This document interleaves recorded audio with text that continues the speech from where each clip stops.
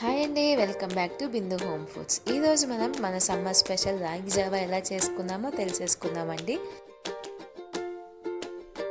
ఒక బౌల్లో మనం ఒక 2 గ్లాసెస్ ఆఫ్ వాటర్ని యాడ్ చేసుకొని కొంచెం పించ్ ఆఫ్ సాల్ట్ని యాడ్ చేసుకుందామండి.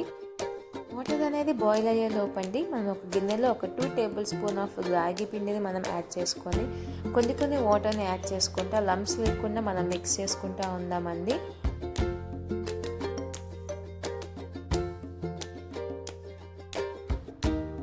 ఈ థిక్నెస్ వస్తే సరిపోతుందండి. ఇప్పుడు మనం వాటర్లో యాడ్ చేసుకుందామండి, మిక్స్ చేసుకుంటూ ఉందాము.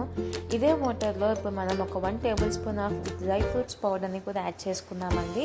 డ్రై ఫ్రూట్స్ పౌడర్ కూడా అండి మనం ముందుగానే ప్రిపేర్ చేసుకొని పెట్టుకుందామండి. మన ప్రీవియస్ వీడియోలో ఎలా ప్రిపేర్ చేయాలో కూడా నేను చెప్పానండి, ఒకసారి చూసుకోండి. నేను లింక్ అనేది అప్డేట్ చేస్తాను మీకు ఇక్కడ. డ్రై ఫ్రూట్స్ పౌడర్ యాడ్ చేసిన తర్వాత అండి మీరు కూడా ఫాస్ట్గా మిక్స్ చేసుకోండి, లంప్స్ అనేది ఫామ్ అవ్వకుండా చూసుకోండి. మనం ఈ జావాకి తగ్గట్టు మనం కొంచెం బెల్లం యాడ్ చేసుకుంటున్నామండి. నేను ఒక 1 కప్ ఆఫ్ బెల్లంని యాడ్ చేసుకుంటున్నాను.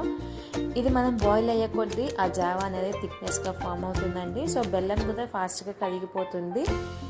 మీకు కావాలంటే కొంచెం ఇలాచీ పౌడర్ని కూడా యాడ్ చేసుకోవచ్చండి, మంచి ఫ్లేవర్ కోసం. ఇది ఈ సమ్మర్లో చాలా మంచిదండి. మీరు డైలీ వన్స్ అయినా మీరు కానీ మీ పిల్లలు కానీ ఈ విధంగా ఒకసారి ట్రై చేసి చూడండి.